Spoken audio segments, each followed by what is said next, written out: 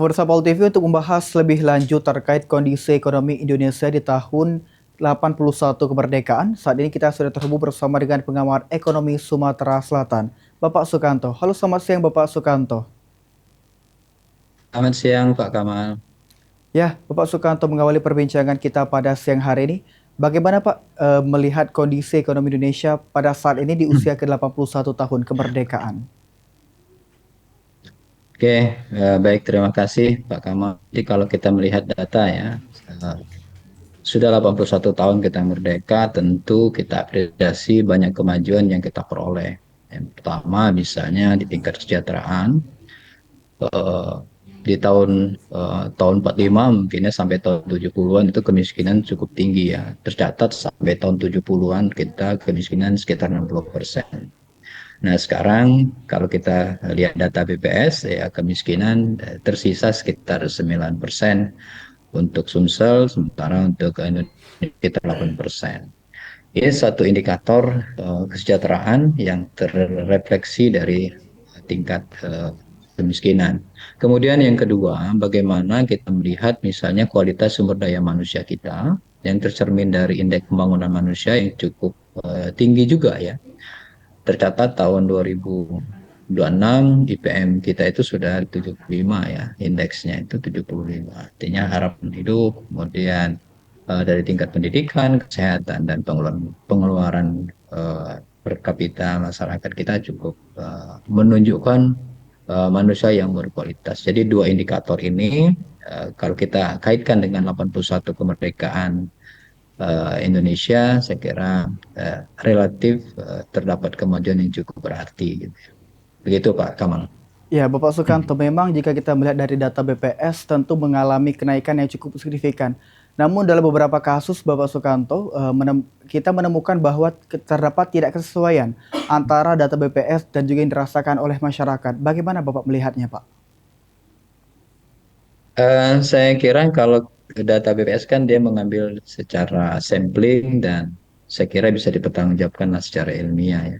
Walaupun pada prinsipnya ada realita yang kadang-kadang ya kurang sesuai tanda kutip ya dengan data yang dipublikasi. Tapi ini kan sampling yang memotret secara makro tingkat kemiskinan, tingkat pendapatan masyarakat, bukan hanya individu tertentu tetapi secara agregasi. Saya kira secara data demikian juga yang terjadi dengan negara-negara lain ya yang dipotret melalui lembaga-lembaga misalnya IDB, IMF dan seterusnya. Saya kira cukup representatif sebenarnya Pak Kamal, tetapi bagaimana kita menyikap itu saja ya terhadap data yang publikasi ini. Bagaimana Pak jika seperti itu, apakah ada solusi dari pihak terkait agar kesesuaian dapat dipercaya melalui data-data yang disebarkan juga, Pak? Saya kira BPS juga menggunakan metode yang ilmiah ya dalam melakukan pengambilan sampling maupun dalam proses data. Dan hasilnya juga sebenarnya relatif beririsan dengan berbagai lembaga survei yang ada ya.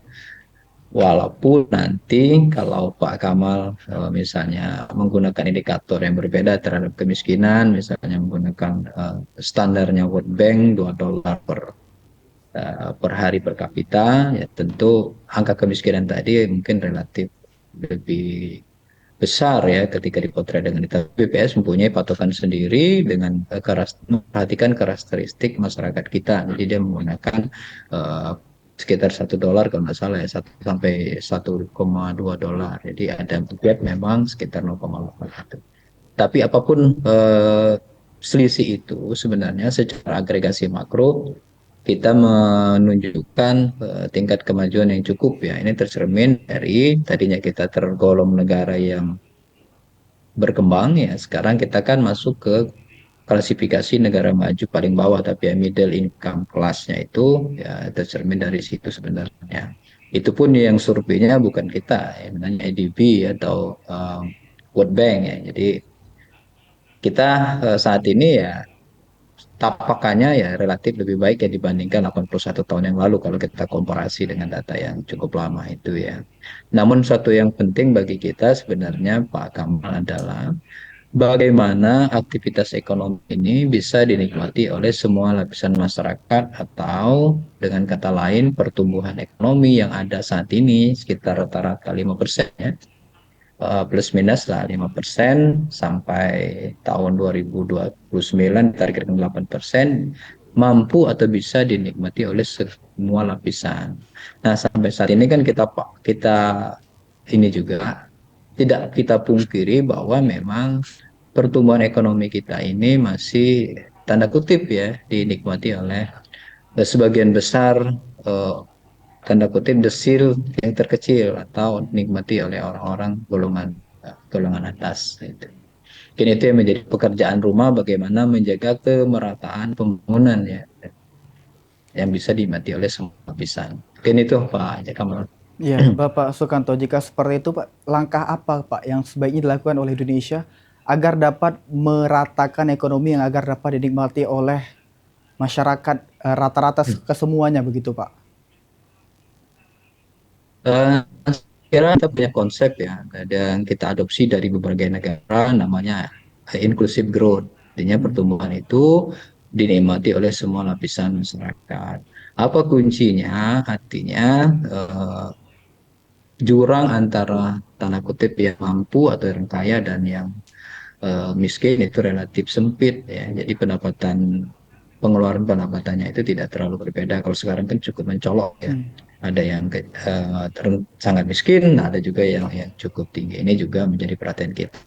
Kata kuncinya karena kita negara kepulauan adalah bagaimana kita membuat apa namanya pemerataan pembangunan di antar desa, kota maupun antar pulau. Ini kan sudah didorong bagaimana misalnya pemerintah dari sejak pemerintahnya era reformasi ya, kita sudah sadar bahwa terjadi apa namanya disparitas antar pulau. Maka pembangunan kan sekarang lebih diarahkan kepada pembangunan di luar Pulau Jawa, khususnya ya pada masa pemerintahan Pak SBY maupun Pak Jokowi ya. Jadi ada Trans Sumatera, ada Trans Sulawesi, ada Papua dan seterusnya. Tujuannya satu tadi, untuk bagaimana terjadinya atau terciptanya pemerataan pembangunan tanda kutip ya, juga pemerataan kemakmuran di seluruh bingkai atau NKRI kita ya.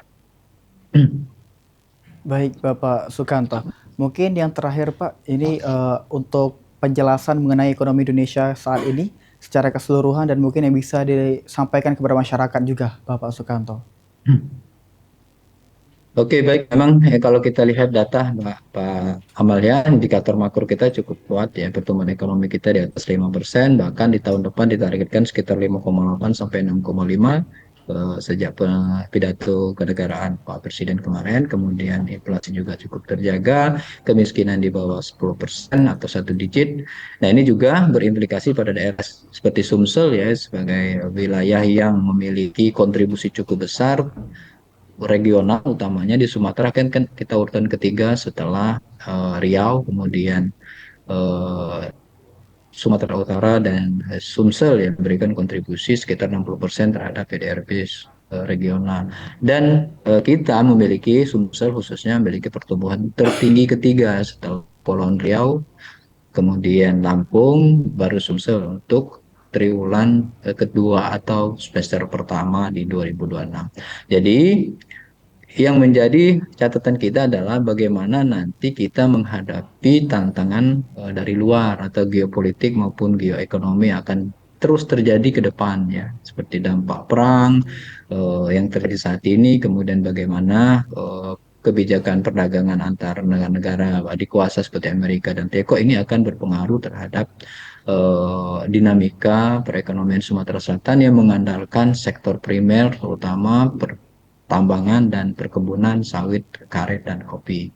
Jadi mau tidak mau kita harus mendorong pemerintah untuk melakukan namanya diversifikasi ekonomi, tidak hanya mengharapkan sektor-sektor itu, tetapi juga ada sumber-sumber sektor lain yang bisa tumbuh, misalnya sektor industri maupun sektor perdagangan. Saya kira seperti itu, Pak Kamal.